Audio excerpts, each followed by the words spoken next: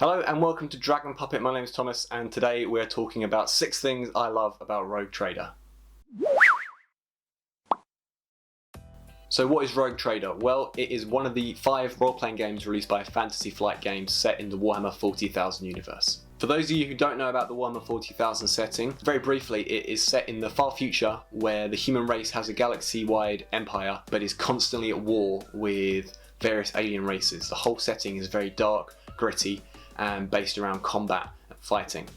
If you are interested in the Warhammer 40,000 setting, I plan to do a bunch more videos about the lore and the background of the setting itself because it's one of my favourite fantasy settings. What makes Rogue Trader especially interesting in the setting is that they have a certain amount of separation from the frontline combat of the Warhammer 40,000 universe. The Rogue Trader's mission is to explore the unknown reaches of space outside of Imperial territory, which gives them a certain amount of separation from all of the wars and frontline conflicts that are going on. The players in the group take on the roles of the senior crew aboard a Rogue Trader vessel, which is immediately different from so many role-playing games because you're starting the game with a huge amount of power and influence. A lot of role-playing games start with very inexperienced characters who have very little money, whereas with Rogue Trader you begin as a multi-trillionaire commanding a 3-kilometer long vessel and 20,000 crew. Rogue Trader was made by Fantasy Flight Games and it was one of 5 games they made. They also made Black Crusade, Only War, Death Watch and Dark Heresy. Rogue Trader was released in 2009 and the last supplement was published in 2014. In that time they managed to release several rule books, lore books, source books and adventures for the game. It's not considered the most popular of the Warhammer role-playing games. It has quite a lot of rules and crunch to get through, and it can be a bit difficult for inexperienced GMs to run the game due to the huge amount of power and freedom that the players actually have in their roles. But for people who really enjoy the setting and want to get stuck into the games, it can be one of the best ones out of the whole bunch. So let's talk about 6 of my favourite rules and mechanics from Rogue Trader. So let's start with the core mechanic. All role-playing games need to be based around a core mechanic of how the game actually functions, what dice to use and how you determine successes and failures. Rogue Trader uses a percentile dice or a D100 to determine success or failure. So in Rogue Trader the players know their target when they're rolling. A lot of other games, including popular ones like Dungeons & Dragons, keep the target roll hidden from the players, only the GM knows. But in Rogue Trader the GM will tell the players what they need to roll and then the players can roll it and everyone can immediately know just by looking at the roll whether or not they've succeeded or failed. This just comes down to personal preference, but I really like the fact that as soon as the player rolls, all the other players watching immediately know how well or how badly they've done.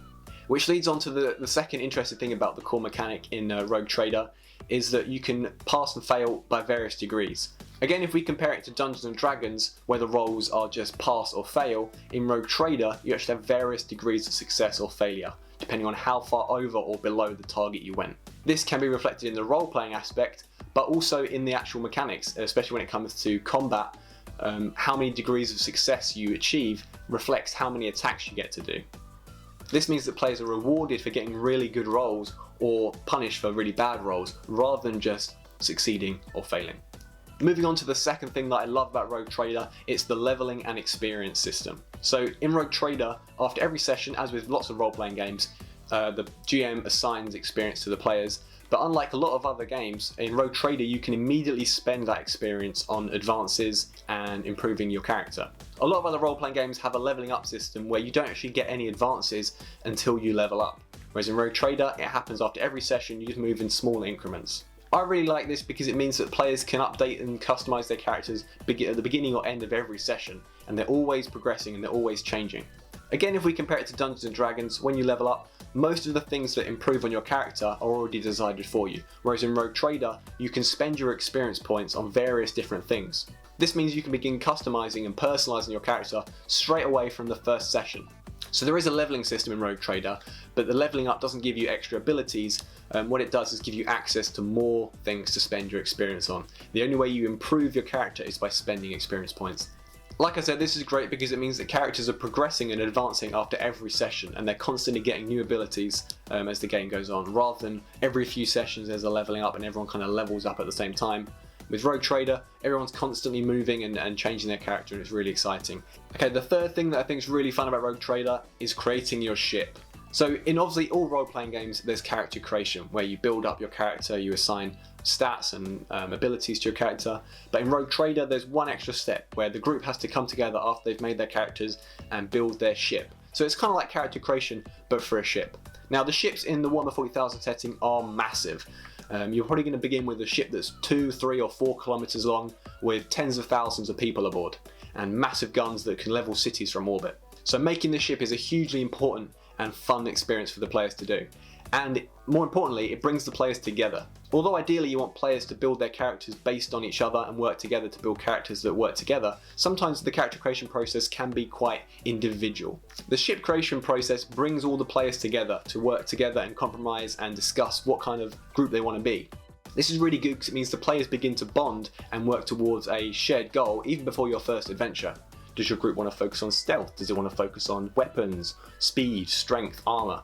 So I think that's really fun. It's a really good extra addition to the character creation process that gets the whole group involved in sort of like a group decision, which can actually shape the way that the group plays. Something else I love about the Rogue Trader game is the way they deal with damage and healing. I know Dungeons & Dragons does get a bit of flack about how quickly people can heal from absolutely devastating damage. You could be knocked unconscious 5 times in one day by someone with a sword, an axe and an arrow, and as long as you have 6 hours of rest, all those wounds are immediately disappeared. In Rogue Trader, once you start taking critical damage in a fight, there are going to be real consequences for that. You might lose a limb, you might be unconscious for weeks, it might take months for a certain part of your body to heal, you might even lose some of your stats, your strength or your toughness could be permanently reduced. Some people might be put off by this because it means that just one bad combat could potentially change the way your character plays for the rest of the game. But it works perfectly with the grim, dark, gritty setting of the Warhammer 40,000 universe. There are real consequences to combat. In the Warhammer 40,000 universe, people aim to kill. Weapons are built to do a lot of damage. Having such high stakes in combat means the players are far more tactical and careful in fights. They may even avoid fights far more often if they know that there's a possibility that they might lose their character or their character might lose their leg. In other games like Dungeons & Dragons, again, combat is usually the go-to option because there's really no consequences. As long as you get revived or stabilised during the combat, you'll be fine the next day. In Rogue Trader, the players are going to be more careful, they're going to maybe be more diplomatic, they're going to try and be more stealthy, they're going to do everything they can to avoid someone else being able to attack them because there are real consequences. Even if you're not losing limbs in Rogue Trader, if you take critical damage, you're going to be limping or you're going to be somehow disadvantaged, at least for a few days or weeks. So it's going to actually potentially slow down the objective and the quest you're on. So you've got to be really careful when you're planning these things to make sure it all goes right. So that leads perfectly onto the fate point system. Like I just said, in Rogue Trader there are real consequences to failure. So they have to counter this, the fate point system.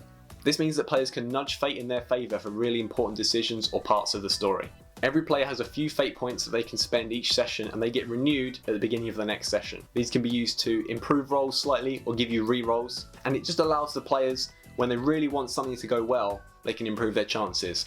Again, if we compare it to Dungeons & Dragons, you might have the players working on a really cool operation with loads of planning and stealth and cool role-playing elements, and then they roll the dice and they get 3, and all of their cool ideas and cinematic things they've been building up to just don't happen because the dice didn't allow it. And that can be really upsetting. Of course, in Dungeons & Dragons, if the DM wants to just overroll the dice and just say, you guys succeed, don't worry about rolling, that's fine, then the DM can do that. But with Rogue Trader, you give some of that agency to the players, and the players can decide if this part of the story is really important to them, then they can invest their fate points in it, and they can make sure that they are more likely to succeed on it if they really care about it. And fate points can even be burned permanently for really important decisions. For example, if your captain gets shot and insta-killed by the enemy, you can permanently burn a fate point in order to somehow miraculously survive. The player will never get that fate point back again, and it can only be done a couple of times. And there'll still be big consequences. They might be in a coma for a month or 2. It just means that by some miracle, they survived what should have been death. This gives the players a little more power when it comes to the storytelling. And Rogue Trader is all about shared storytelling.